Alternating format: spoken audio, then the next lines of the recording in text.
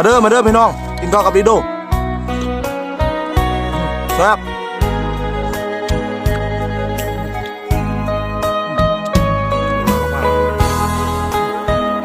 ก็ครับสวัสดีนะครับทุกคนมาพบกับผมอีกแล้วนะครับไอคอ7คือวันนี้ผมไปให้แล้วก็ผมมากินข้าวแล้วก็ผมจะพาท่านผู้ชมไปกินข้าวนะครับถ้าภาพมันบ่แจ้งแล้วว่ามองใดก็ขอโทษขออภัยนะว่าอยู่ให้อยู่ส่วนละอีกอย่างนึงค่าทางกองข้าพเจ้าของบ่มีเนาะตอนนี้อยากเข้าแห้งท่านผู้ชมมันเกือบสิฮอด1 โมงแล้วเนาะเมนูของเฮาก็บ่มีอันยากอันแซ่บๆเนาะบ่ได้หรูหราอีกอย่างนี้มีปลาปิ้งตัวนึงอีแม่ปิ้งมาแล้วก็โอ๊ยข้าวชั้นรุกแล้วก็ข้าวเหนียวนะครับแล้วก็แจ่วอีกแล้วนะครับแล้วก็นี่ดิโดกับน้ำส้มเนาะกินกับข้าวอร่อยอลีมาพี่น้องเพื่อเป็นบ่ให้เป็นการเสียเวลา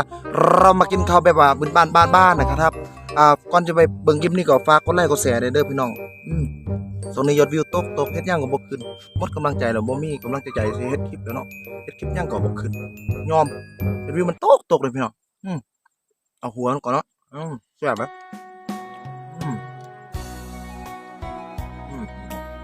เดือดแจ่วลุกแล้วหอยเลยแซ่บไหมเป็นยังไงปลาเฮาบางปลาเฮาเนื้อปลาเฮา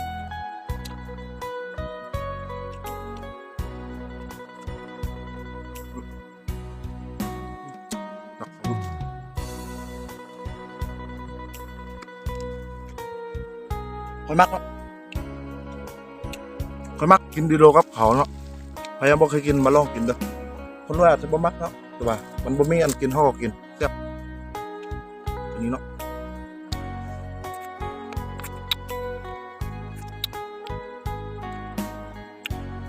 มาเด้อพี่น้องกินข้าวกับดีโด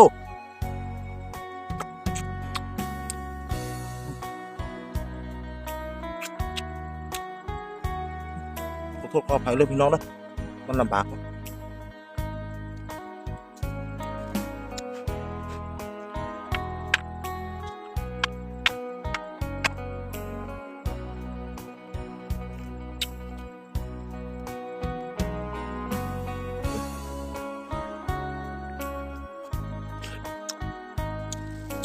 มาเด้อพี่น้องกินข้าวกับดีโดแซ่บอร่อยหวานสุดยอดกินข้าวกับดีโดดี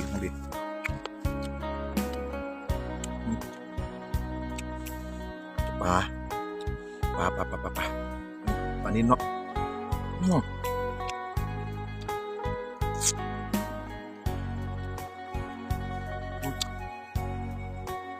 ดูหายเหรอเนาะ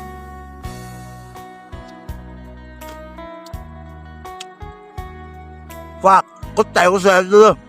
ตรงนี้ยอดวิวตกคลิปย่างกับบกขึ้นใน YouTube มันจักมันเป็นย่างช่วงนี้ตลกกับบกขึ้นคลิปเป็นบ้านกับบกขึ้น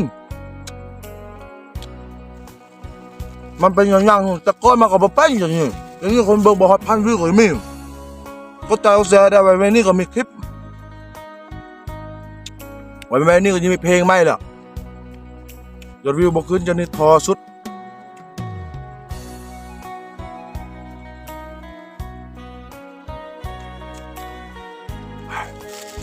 ครับ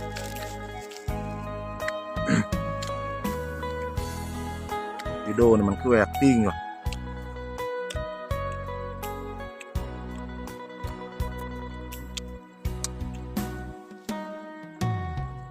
อ่อนจะส่งอ่อนแท้อ่อนว่าอ่อนจนนั้น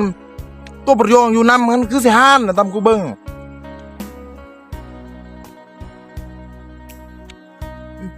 ทราบไหมตัวว่าอาหารมันจะบรูล่าแซ่บไหมกินอยู่ให้ส่วน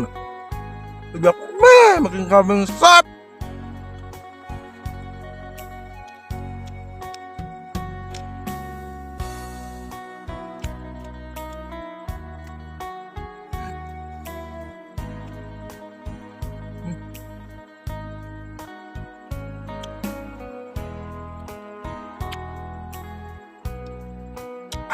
น้ำส้มกินข้าวกับดีโดกินน้ำส้มเนาะทรงนี้เนาะไม่มีเงินซื้อไปซินสิป้า ปลากับปลาตัวเดียวบ่พอกินทุกเอาเงี้ย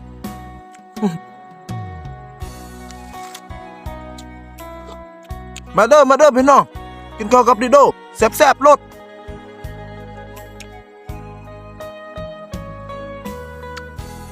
ชาติมันคักหวานน้ำส้มนะกินข้าวกับดิโดแซ่บค่อยมักเนาะกินหวานไก่กรอบแล้วคนก็บ่เคยกินเลยข้าวแต่บ่มีอันสกินหอกกินตลอดละเคย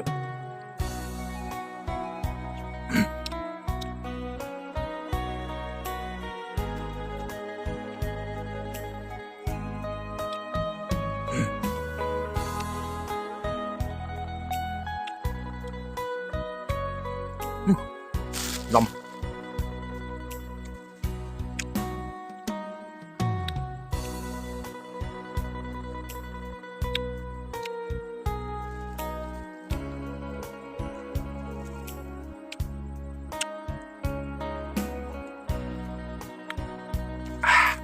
เมื่อ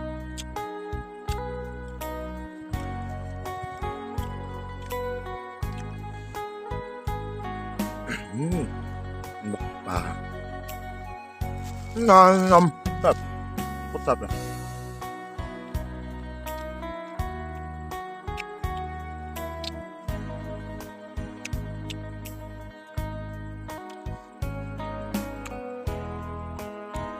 มันจะหอนครับซื้อปลาก็แซ่บนะเฮ้ยเดี๋ยวนั้นมันเขาในป่าเนี่ยละงออาหารอยู่ปัตตาคารยังพอซ้ำกินข้าวปัตซ้ำย่อยอ่ะอาหารอยู่ปัตตาคารยังพอแซ่บซ้ำกินข้าวกับดิโด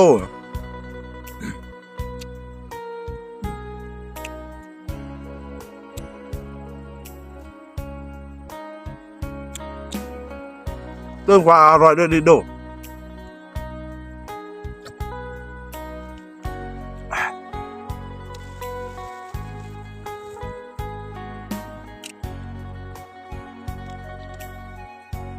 ยังไปลองกินด้วยกินข้าวโดกินมันส้มมันแซ่บไหมหวานแบบนั้นเฮาเนี่ยบ่มีอันยำกินยำได้เนี่ยมันมีแต่กินแบบนี้แล้วไปสลอนซื้อเงินไปสลอนซื้อกินยกคาบเนาะ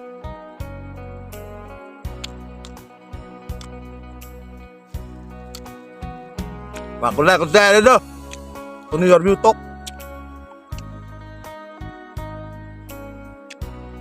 แบบลำ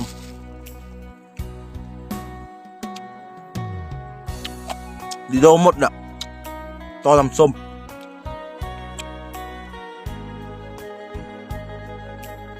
รสชาติก็คักอยู่ได้แต่ว่าดีโดคักกว่าเนาะรสชาติเขาดีชัดเขาดีโดคักกว่าจับแซ่บแท้ๆแซ่บไปเลย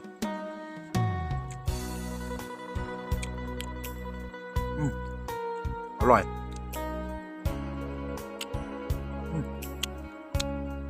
อยากให้คุณมาลองกินเองนะครับ จะได้รู้มันอร่อยขนาดไหนโคตรอร่อยเลยแวงจิ้ม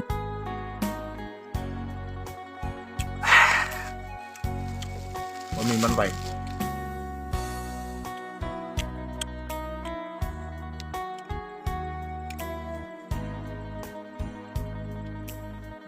ครับอร่อยมากๆ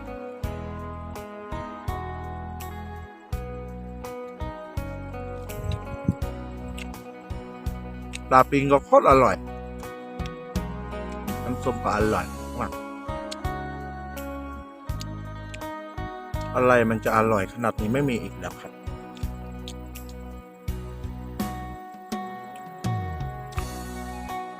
เนาะ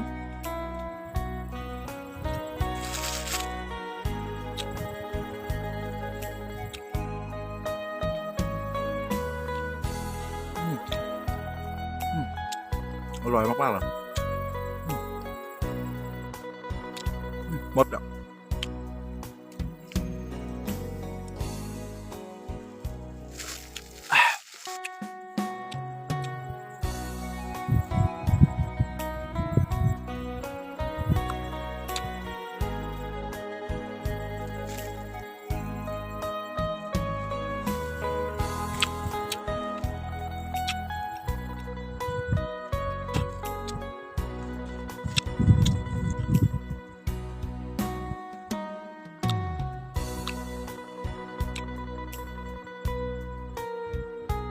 อร่อยมากๆ